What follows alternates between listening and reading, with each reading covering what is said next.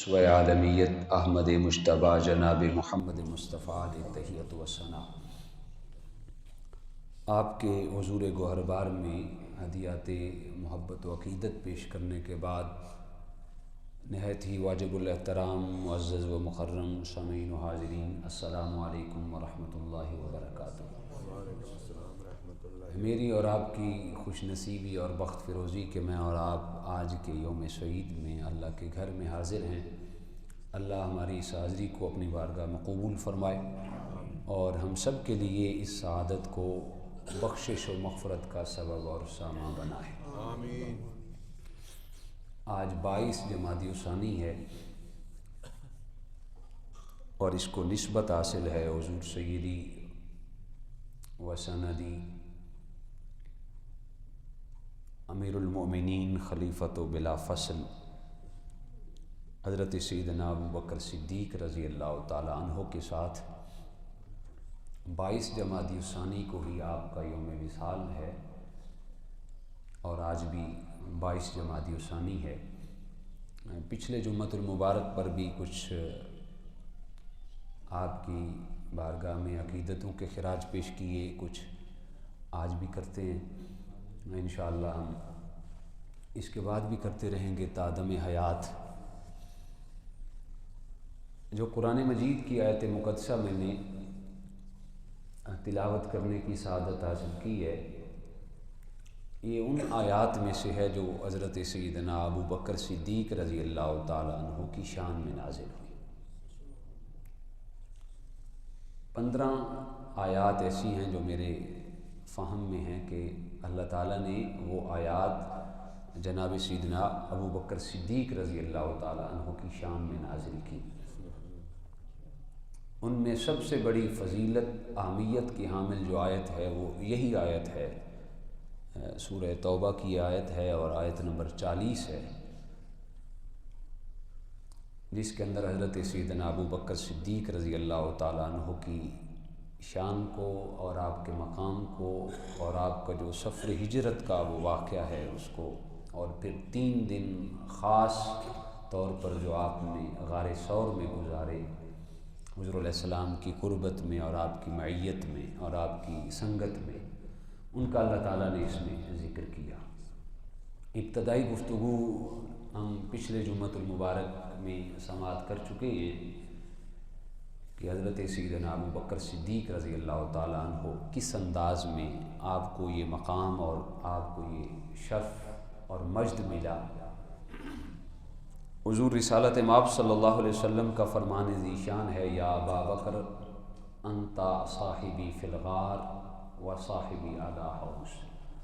ابو بکر میرا غار میں بھی ساتھی ہے اور حوض کوثر پر بھی میرا ساتھی ہوگا۔ سبحان اللہ۔ یہ سیدنا ابو بکر صدیق رضی اللہ تعالیٰ عنہ کو یہ مقام حاصل ہے کہ قرآن مجید سے بھی ثابت ہے کہ آپ غار میں حضور کے ساتھ تھے، اور احادیث طیبات سے بھی یہ بات واضح ہے کہ آپ غار میں حضور علیہ السلام کے ساتھ تھے۔ اللہ تعالیٰ نے حرفوں اور ضمیروں کے ذریعے اس بات کو واضح کیا کہ غار میں وہ 2 تھے، ایک مصطفیٰ جان عالم رسالت مآب صلی اللہ علیہ وسلم تھے اور ایک جناب تاجدار صداقت سیدنا ابو بکر صدیق رضی اللہ تعالیٰ عنہ تھے۔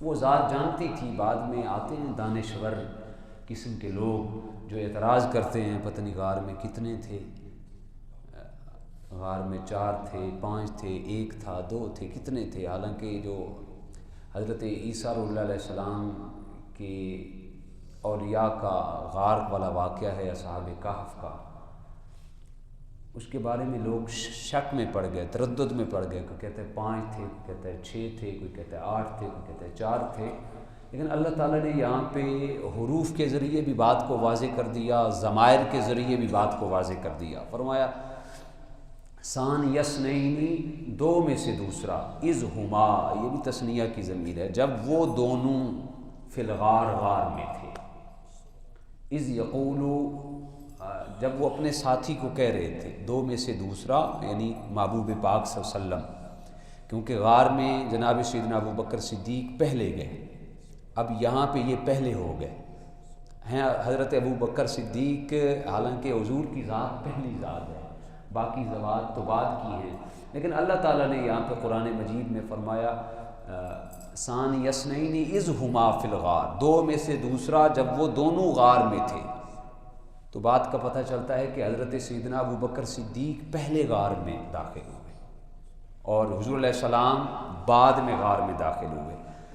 اذ یقول لصاحبی، جب وہ اپنے صحابی کو کہہ رہے تھے لا تحزن، اے ابو بکر غم نہ کر، ان اللہ معنا، بے شک اللہ ہمارے ساتھ ہے۔ حضرت ابو بکر سے مقام ولایت میں اور مقام خدمت میں، تاریخ کائنات میں خدمت کی ایسی مثال کسی اور کو میسر نہیں جو تاجدار صداقت جناب سیدنا صدیق اکبر رضی اللہ تعالیٰ عنہ کو ملی۔ منزل ملی، مراد ملی، مدعا مل گیا، مل جائیں گر حضور تو سمجھو خدا مل گیا۔ جناب تاجدار صداقت سیدنا ابو بکر صدیق رضی اللہ تعالیٰ عنہ غار میں داخل ہوئے، اس کو صاف کیا، محبوب پاک کے بیٹھنے کے قابل کیا، پھر آواز دی حضور آپ تشریف فرما ہو۔ حضور علیہ السلام نے، یہاں پہ ہم نے بات ختم کی تھی، تاجدار صداقت کے حسن انتظام کو دیکھا تو حضور بڑے خوش ہوئے، بڑے خوش ہوئے۔ تاجدار کائنات صلی اللہ علیہ وسلم نے جناب صدیق اکبر کے حسن انتظام کو دیکھ کے حضور علیہ السلام نے فرمایا یا ابا بکر انت صاحب فی الغار و صاحب اعلی حوض، تو غار میں بھی میرا ساتھی ہے اور کل قیامت کا دن ہوگا حوض کوثر پر بھی تو میرا ساتھی ہو۔ سبحان اللہ۔ پھر جناب سیدنا ابو بکر صدیق رضی اللہ تعالیٰ عنہ نے بڑی محبت سے عرض کی کہ حضور چل کر تھک گئے ہوں گے، سفر کر کے تھک گئے ہوں گے، عرض کی حضور میری خواہش ہے کہ آپ تھوڑا آرام کر لیں، آپ تھوڑا آرام فرما لیں۔ تو حضور علیہ السلام نے فرمایا ابو بکر ٹھیک کہتے ہو۔ جناب سیدنا ابو بکر صدیق نے اپنی گود حاضر کی، حضور رسالت مآب صلی اللہ علیہ وسلم نے اپنا سر انور جناب ابو بکر صدیق کی گود میں رکھ دیا۔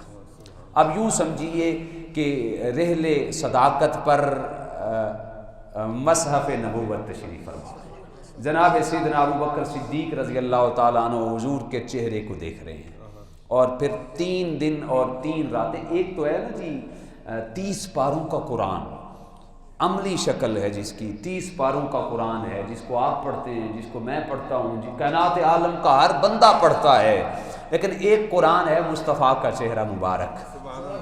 30 پاروں کے قرآن کو تو ہر بندہ پڑھتا ہے، لیکن مصطفیٰ جان عالم کے اس عملی قرآن کو اگر کسی اس کائنات میں کسی نے پڑھا ہے وہ تاجدار صداقت جناب سیدنا ابو بکر صدیق ہے۔ سبحان اللہ۔ اور پھر تکبیر، اللہ اکبر، نعرہ رسالت، نعرہ حیدری۔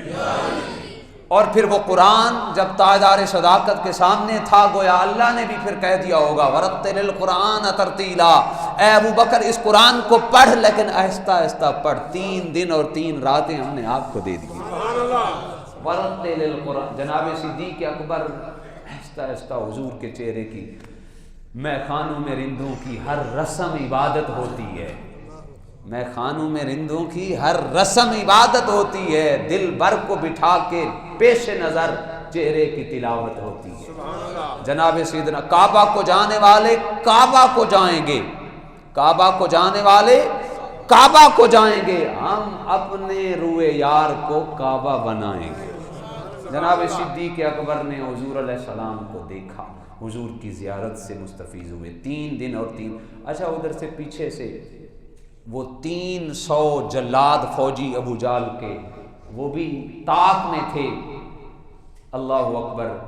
جب بالآخر حضور علیہ السلام باہر نہیں آئے تو اچھا اس وقت کے اگرچہ وہ تھے کافر لیکن انداز معاشرت ان میں بھی تھا، وہ گھر میں گھس کر کسی کو تکلیف نہیں دیتے تھے، کیوں؟ اس لیے کہ گھر میں خواتین بھی ہیں، گھر میں بچے بھی ہیں، وہ وحشت زدہ نہ ہو جائیں، باہر کھڑے ہو کر انتظار کرتے رہے۔ اللہ اکبر۔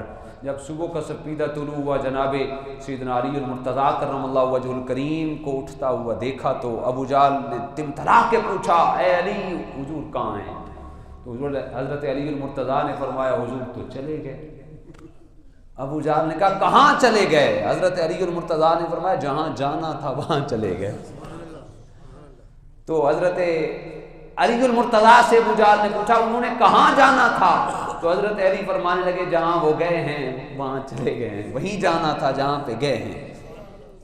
بالآخر وہاں سے طلمطلا کے باہر آئے اور پورا وہ لو لشکر لے کر جناب تاجدار صداقت کے دروازے پہ آ گیا اور دکل باب کیا تو حضرت سیدہ اسماء بنت امیس رضی اللہ تعالیٰ عنہا نے دروازہ کھولا تو اس سے پوچھا گیا کہ تمہارے باپ کہاں ہیں؟ تو آپ نے فرمایا میرے باپ چلے گئے ہیں کہ کام جانا تھا چلے گئے ہیں۔ الغرض ابو جہل نے ہر لحاظ سے پوچھا لیکن آپ نے نہ بتایا تو اس نے زوردار تھپڑ رسید کیا، حتیٰ کہ حضرت اسماء نیچے گری اور آپ کے کان مبارک تک بھی زخمی ہو گیا، آپ کے ماتھے پر ایک بہت بڑا پتھر لگا جس سے پیشانی زخمی ہو گئی۔ قربان جائیں تاجدار صداقت کے پورے خاندان پر، غار میں تاجدار صداقت وفا کر رہے ہیں، گھر میں آپ کی آل اولاد وفا کر رہی ہے، اور پھر آپ کی آل اولاد کی ڈیوٹی تھی 3 دن اور 3 راتیں جب حضور غار ثور میں تھے تو آپ کی ڈیوٹی تھی، آپ کے جو صاحبزادے تھے وہ دن بھر کی ساری معاملات کو سنتے، کانوں سے سن کر پھر رات کو جا کر وہ غار میں بتاتے۔ آپ کی بیٹیوں کی ڈیوٹی تھی وہ کھانا لے کر غار میں حاضر ہوتی، اور پھر آپ کے جو غلام تھے ان کی ڈیوٹی تھی کہ دیہاتوں میں غار کے آس پاس سارا دن بکریاں چراؤ، اور پھر جب شام ہوتی تو وہ بکریوں کا دودھ لے کر آپ کے غلام اس غار میں چلے جاتے۔ آپ کے غلام بھی وفا کر رہے ہیں، آپ کی بیٹی بھی وفا کر رہی ہے، آپ کے بیٹے بھی وفا کر رہے ہیں۔ سیر کی کتابوں میں آتا ہے جب آپ کی بیٹی کا سر زخمی ہوا، پیشانی زخمی ہوئی، تو اس زخمی پیشانی کے ساتھ حضرت اسماء جب کھانا لے کر غار میں رات کو پہنچی نا تو آج سیدہ اسماء نے اپنا سر ڈھانپ رکھا تھا، اپنا چہرہ ڈھانپ رکھا تھا۔ حضور نے پوچھا بیٹی اسماء کیا معاملہ ہے؟ آج چہرہ ڈھانپ رکھا ہے، چہرہ ڈھانپ رکھا ہے، آج پردہ کیا ہوا ہے، چہرہ ڈھانپ رکھا ہے۔ تو حضرت اسماء نے کوئی جواب نہیں دیا، حضور تو جانی جان ذات تھے، وہ تو جانتے تھے، زمانے کو انہوں نے پیغام دینا تھا۔ حضور نے فرمایا ابو بکر کو اشارہ کیا، ابو بکر ذرا اپنی صاحبزادی سے پوچھو آج شرما کیوں رہی ہے، آج بولتی کیوں نہیں، آج چہرہ کیوں چھپا رکھا ہے۔ حضرت ابو بکر نے اپنی بیٹی سے پوچھا تو انہوں نے اپنا کپڑا سرکا کے جب پیشانی کو دکھایا، دیکھا بہت بڑا زخم تھا جو پیشانی پہ لگا ہوا تھا۔ جناب صدیق اکبر نے عرض کی حضور معاملہ یہ ہے۔ تاجدار کائنات کھڑے ہو گئے اور حضور علیہ السلام نے کھڑے ہو کر صدیق اکبر کو گلے لگا کے کہا صدیق اکبر میں محمد تیری کن کن وفاؤں کو یاد رکھوں گا، غار میں تو میرے ساتھ وفا کر رہا ہے، گھر میں تیرا پورا خاندان میرے ساتھ وفا کر رہا ہے۔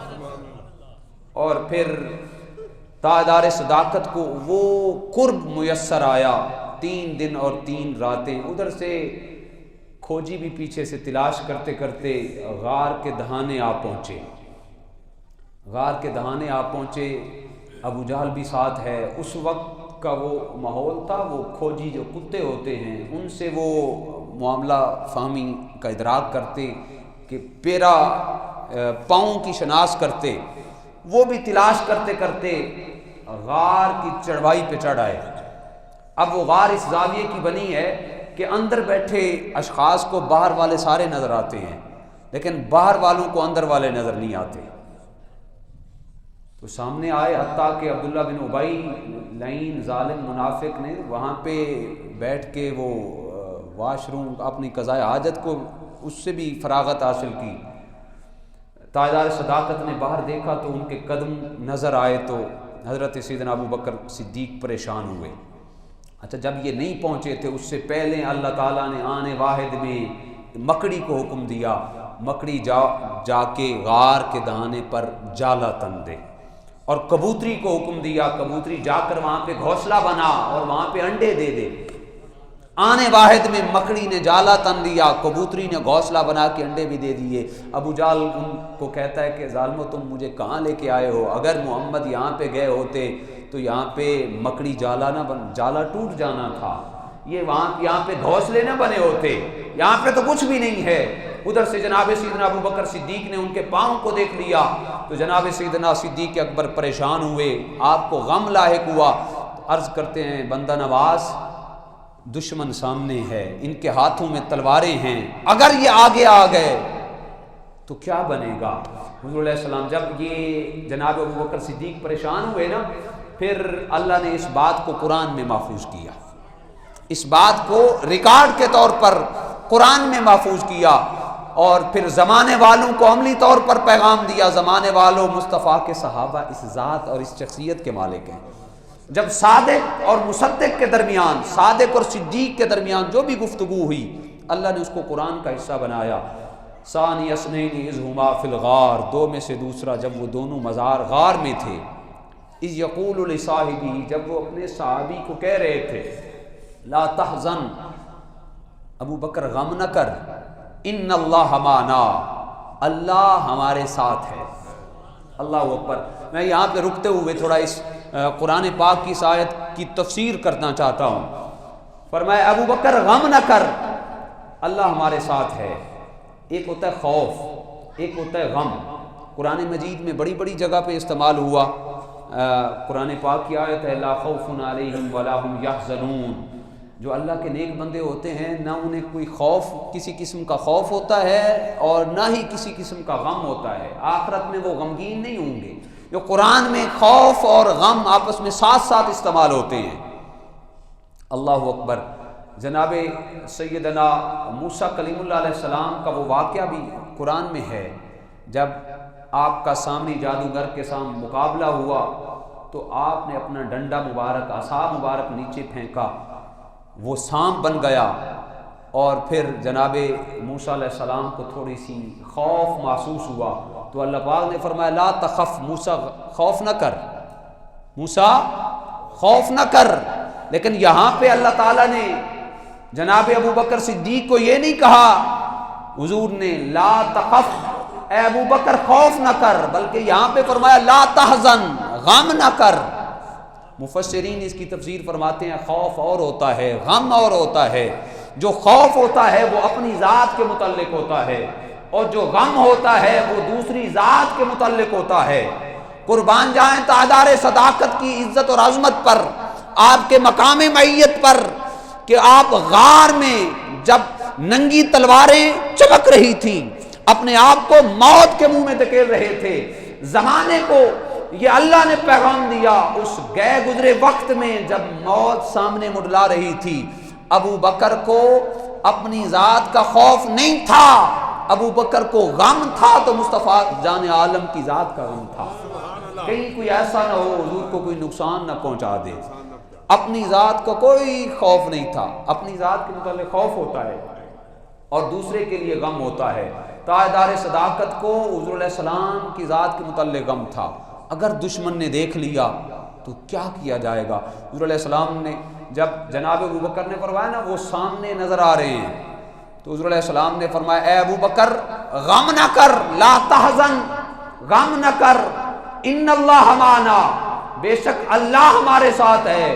حضور علیہ السلام نے فرمایا اے ابو بکر اگر ادھر سے دشمن آ رہا ہے، ابو بکر غم نہ کر، وہ ادھر سے آئیں گے تو ہم ادھر چلے جائیں گے۔ جب حضور علیہ السلام نے دست نبوت سے ادھر کا اشارہ کیا، اللہ اکبر، محدثین مفسرین نے لکھا حضور نے جب اشارہ کیا ابو بکر ادھر سے دشمن آئے تو ہم ادھر کو چلے جائیں گے۔ ابو بکر صدیق فرماتے ہیں جب حضور کا اشارہ ہونا ہی تھا کہ اللہ تعالیٰ نے سامنے غار کا وہ کنارہ کھول دیا، اور سیدنا صدیق اکبر فرماتے ہیں میں نے یوں اپنی آنکھوں سے ملاحظہ کیا کہ حبشہ کا ساحل سمندر ہے اور ہمارے حبشہ کے ساتھی کشتی میں سوار ہیں۔ حضور فرماتے ہیں اگر وہ ادھر سے آئے تو ہم ادھر کو چلے جائیں گے۔ اللہ اکبر۔ اور پھر حضور علیہ السلام نے حضرت صدیق اکبر رضی اللہ تعالیٰ عنہ کو دلاسا دیا۔ اندازہ کریں آج کوئی بندہ پریشان ہو، کسی کو دوست دلاسا دیتا ہے، کسی کو بھائی دلاسا دیتا ہے، کسی کو باپ دلاسا دیتا ہے۔ قربان جائیں تاجدار صداقت آپ کے مقام پہ آپ اگر پریشان ہوں تو دلاسا امام الانبیاء دیتے ہیں۔ فرمایا ابو بکر غم نہ کر، اگر وہ ادھر سے آئے ہم ادھر کو چلے جائیں گے۔ لا تحزن ان اللہ معنا، فرمایا اللہ ہمارے ساتھ ہے۔ اچھا قرآن پاک کی یہ آیت ہے جب حضرت موسیٰ علیہ السلام مصر سے ہجرت کر رہے تھے فلسطین کی طرف، تو سامنے دریائے نیل آ گیا، 70,000 بنی اسرائیل ساتھ ہیں، سامنے دریائے نیل اور اس کی موجیں، اور پیچھے مڑ کے قوم نے دیکھا تو فرعون کی فوجیں تعاقب کر رہی ہیں۔ تو قوم نے حضرت موسیٰ علیہ السلام کی بارگاہ میں عرض کی، اے کلیم اللہ، ہم تو مارے گئے، آگے دریا کی نہریں اور دریا کی لہریں ہیں، پیچھے فرعونی لشکر ہے، ہم جائیں تو جائیں کہاں؟ تو جناب موسیٰ کلیم اللہ علیہ السلام فرمانے لگے، میری قوم فکر نہ کرو، ان معی ربی، بے شک میرا رب میرے ساتھ ہے۔ موسیٰ علیہ السلام نے کیا کہا؟ میرا رب میرے ساتھ ہے۔ گویا کہ موسیٰ علیہ السلام کے ساتھ تو 70,000 بنی اسرائیلی بھی تھے، گویا کہ نگاہ نبوت کا انتخاب دیکھیں، وہاں 70,000 بنی اسرائیلی نہ ہونے کے برابر، فرمایا میرا رب میرے ساتھ ہے۔ یہاں پہ اکیلا ابو بکر ہے، حضور فرماتے ہیں اے ابو بکر غم نہ کر، ان اللہ معنا، اللہ ہمارے ساتھ ہے۔ گویا کہ پتہ چلا نگاہ نبوت کے انتخاب میں وہاں 70,000 بنی اسرائیلی نہ ہونے کے برابر، ادھر ایک ابو بکر ان لاکھوں ان ہزاروں اسرائیلیوں پر بھی غالب ہیں اور پوری کائنات کی امتوں پر غالب ہیں۔ اور یہ مقام جناب سیدنا صدیق اکبر رضی اللہ تعالیٰ عنہ کو حضور علیہ السلام نے عطا کیا۔ اچھا، پھر اسی غار میں حضرت سیدنا ابو بکر صدیق رضی اللہ تعالیٰ عنہ گود میں حضور علیہ السلام کی ذات ہیں، اور پھر یہ بھی روایات سے ثابت ہے کہ ایک سانپ تھا جو اس غار میں پہلے سے موجود تھا، اور اس نے حضرت عیسیٰ روح اللہ علیہ السلام سے حضور کی آمد کے تذکروں کو سن رکھا تھا۔ وہ اس خواہش میں تھا کہ کاش ایک وقت آئے میں بھی حضور کا چہرہ دیکھ سکوں۔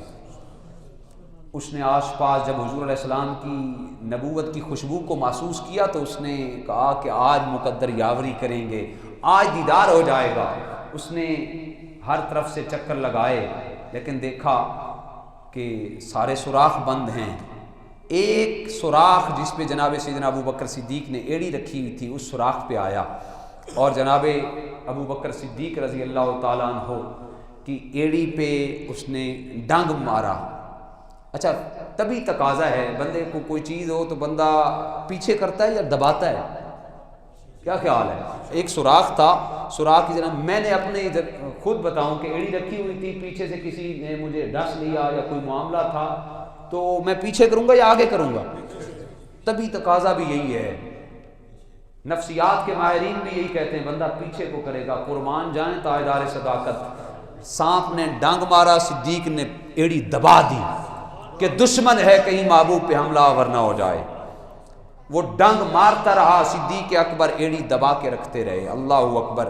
ایک وقت آیا صدیق اکبر رضی اللہ تعالیٰ عنہ، کچھ لوگ کہتے ہیں کہ شدت درد کی وجہ سے آپ کے آنسو نکل آئے، لیکن میرے استاد محترم اللہ انہیں غریق رحمت فرمائے، اللہ ان کے درجات میں بلندیاں عطا فرمائے، فرمایا کرتے تھے یہ ابو بکر کے عشق کی توہین ہے کہ ابو بکر درد کی وجہ سے رونا شروع ہو گئے، یہ ابو بکر کے عشق کی توہین ہے۔ وہ کیسے؟ فرماتے قرآن کا یہ واقعہ ہے، زلیخا جناب یوسف علیہ السلام پہ فریفتہ ہو گئی اور سہیلیوں نے تانے دیے، زلیخا جھلی ہو گئی ہے، اپنے ایک غلام پر فریفتہ ہو گئی ہے۔ تو جناب زلیخا نے کہا تم نے اس کو دیکھا نہیں، اگر دیکھ لیتی تو یہ باتیں نہ کرتی۔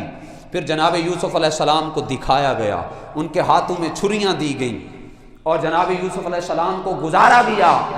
تو جب گزارا گیا تو قرآن کہتا ہے وَقَطَّعْنَا أَيْدِيَهُنَّ وَقُلْنَ حَاشَا لِلَّهِ، قرآن کہتا ہے کہ وہ اپنے ہاتھ کاٹ بیٹھیں۔ یوسف علیہ السلام کے حسن کو دیکھ کر وہ اپنے ہاتھ کاٹ بیٹھیں، لیکن کوئی واویلا نہ کیا، کوئی چیخنا چلانا اور رونا نہ شروع کیا۔ کائنات عالم والوں، مصر کی عورتیں وہ بھی نرم و نازک، اپنے ہاتھ کٹوا دیں، یوسف کا حسن سامنے ہو، وہ واویلا نہیں کرتی، وہ نہیں روتی، تو تاجدار صداقت کیسے رو سکتے تھے؟ تو میرے استاد محترم پھر اس کی ریزن بھی، اس کی دلیل بھی دیتے تھے۔ جناب ابو بکر صدیق کے آنکھوں میں پھر آنسو آئے کیوں؟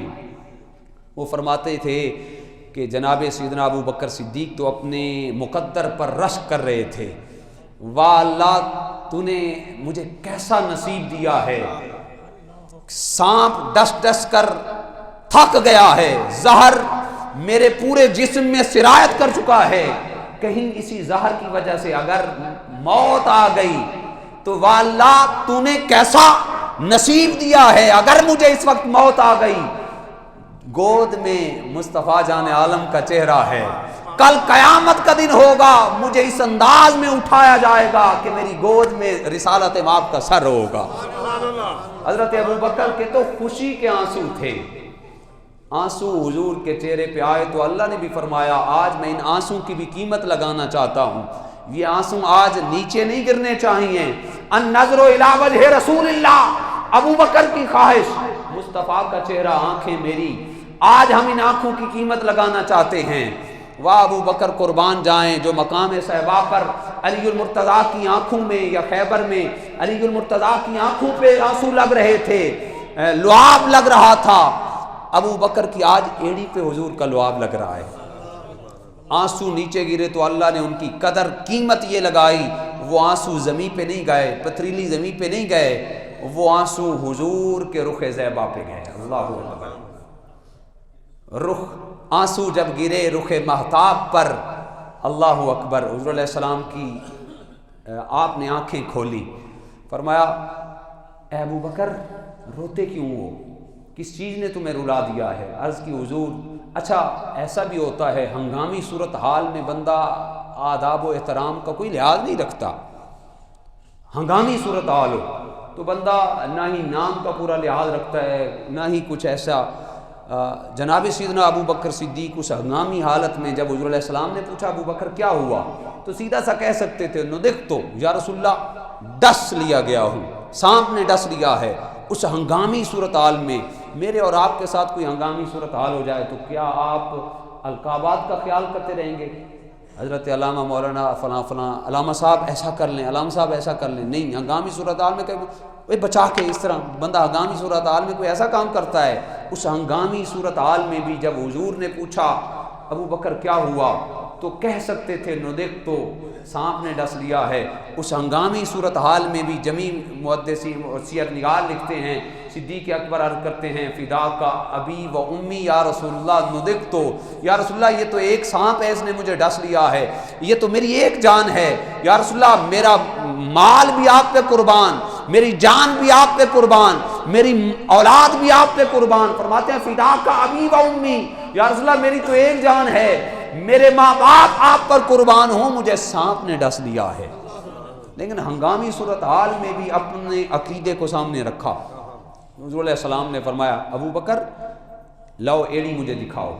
جناب صدیق اکبر رضی اللہ تعالیٰ عنہ نے یہ گوارا نہ کیا کہ حضور کو میں اپنی ایڑی آگے کروں، حضور علیہ السلام نے زبردستی ایڑی کو پکڑا اور پھر اپنا لعاب دہن لگایا، ایڑی پہ لگایا تو زہر ختم ہو گیا۔ اللہ اکبر، جب زہر ختم ہوا تو جناب سیدنا ابو بکر صدیق رضی اللہ تعالیٰ عنہ کو شدت کی پیاس محسوس ہوئی۔ ریاض النظرہ فی مناقب عشرہ مبشرہ، اسی طرح دیگر مصنفین نے اس روایت کو کوٹ کیا کہ آپ کو شدت کی پیاس محسوس ہے۔ عرض کرتے ہیں یا رسول اللہ عطشن شدیدن، یا رسول اللہ مجھے شدید پیاس لگ گئی ہے۔ آقا جب زہر ریشہ آلود اور پورے جسم میں سرایت کر گیا تو عرض کرتے ہیں عطشن شدیدن یا رسول اللہ، شدت کی پیاس لگ گئی ہے۔ حضور علیہ السلام نے فرمایا اذهب الى صدر الغار، اے ابو بکر جاؤ غار کے سینے پہ، غار کے سنٹر پہ جاؤ، وہاں پہ چشمہ ہے، وہاں سے پانی پی لو۔ جناب سیدنا ابو بکر صدیق آپ کہہ سکتے تھے آقا غار کو تو میں نے خود صاف کیا ہے، او غار کو تو میں نے خود صاف کیا ہے، یہاں پہ تو کوئی چشمہ نہیں، کوئی پانی نہیں۔ جناب سیدنا ابو بکر صدیق رضی اللہ تعالیٰ عنہ آنکھیں بند کر کے چل پڑے۔ اللہ اکبر، واسمعوا واطیعوا کے تحت سنو اور اطاعت کرو۔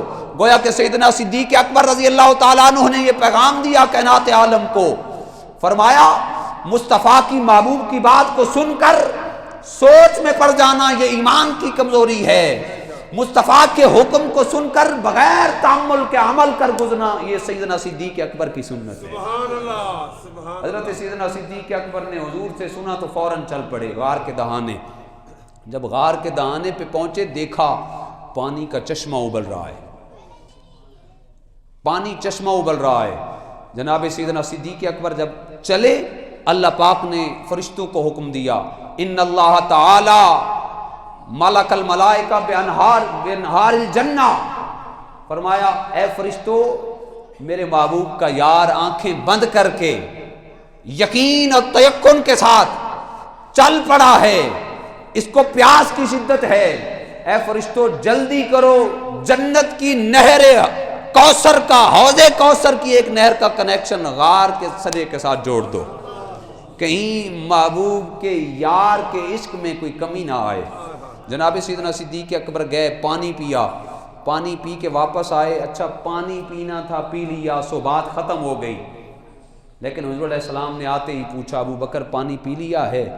حضور بھی چاہتے تھے کہ میں صدیق اکبر کا مقام کائنات کو بتاؤں، پانی تھا پی لیا بات ختم، لیکن حضور نے پوچھا ابو بکر پانی پی لیا؟ عرض کی حضور پی لیا۔ فرمایا پانی کیسا تھا؟ تاجدار صداقت عرض کرتے ہیں یا رسول اللہ وہ پانی شہد سے زیادہ میٹھا تھا، دودھ سے زیادہ سفید تھا، برف سے زیادہ ٹھنڈا تھا، مشک اور کستوری سے زیادہ خوشبودار تھا۔ تو حضور علیہ السلام نے فرمایا اے ابو بکر جانتے ہو یہ پانی کہاں سے آیا؟ تاجدار صداقت نے عرض کی یا رسول اللہ یہ تو غیب کی بات ہے، میں کہاں جانوں، میں نے تو اپنے ہاتھوں سے غار کو صاف کیا تھا، پانی نہیں تھا۔ تو تاجدار صداقت نے عرض کی اللہ عالم و رسولہ، یا اللہ جانتا ہے یا اللہ کا رسول جانتا ہے یہ پانی کہاں سے آیا۔ حضور علیہ السلام نے فرمایا اے ابو بکر جب تم چلے تھے تو پانی نہیں تھا، تمہارے چلنے پر اللہ نے جنت کے ایک حوض کوثر کے کنیکشن غار کے سرے کے ساتھ کر دیا ہے۔ اے ابو بکر یہ پانی کوئی عام پانی نہیں ہے بلکہ یہ جنت کے حوض کوثر نہر کا پانی ہے۔ جناب سیدنا صدیق اکبر نے عرض کی حضور ابو قحافہ کے بیٹے کی اتنی مجال، اتنا مقام کہ آج اس کو پیاس لگے تو پانی جنت سے آئے۔ حضور علیہ السلام نے فرمایا اے ابو بکر یہ تو چھوٹی سی بات ہے، تجھے حیرانگی ہوگی، سن میرا اللہ فرماتا ہے اگر کوئی بندہ اپنے سینے میں 70 نبیوں کے برابر عبادت لے کے آئے، کتنے نبی؟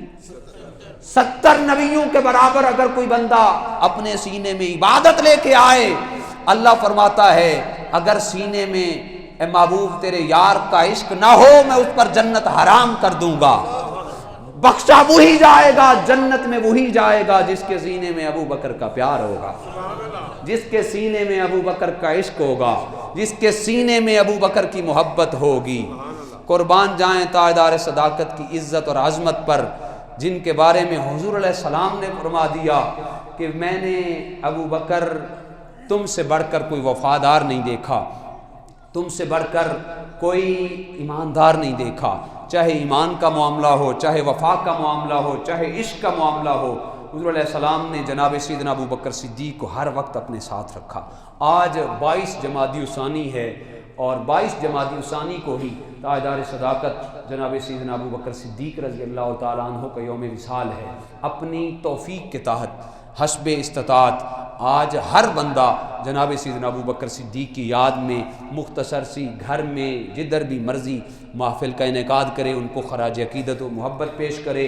ان کے اللہ نے تو درجے بلند کیے ہی کیے ہیں، ان کی بلندی درجات کے لیے اپنے قسمت کو سنوارنے کے لیے دعائے خیر کا اہتمام کیا جائے۔ انشاءاللہ اپنی اسی مسجد میں ہم بار دیگر مغرب کے بعد بھی، مغرب سے لے کر عشاء تک محفل کی صورت میں ہم آپ کی تعلیمات کے حوالے سے آج گفتگو کریں گے، جو آپ کی تعلیمات ہیں، اصل مقصد تو آپ کی تعلیمات کا ہے۔ اللہ ہم سب کو توفیقات عمل نصیب فرمائے۔ مغرب کے بعد یہ محفل شروع ہوگی، انشاءاللہ عشاء سے پہلے اختتام پذیر ہو جائے گی۔ آپ سے بھی اب آپ سے گزارش ہے کہ اس میں ضرور تشریف فرماؤ۔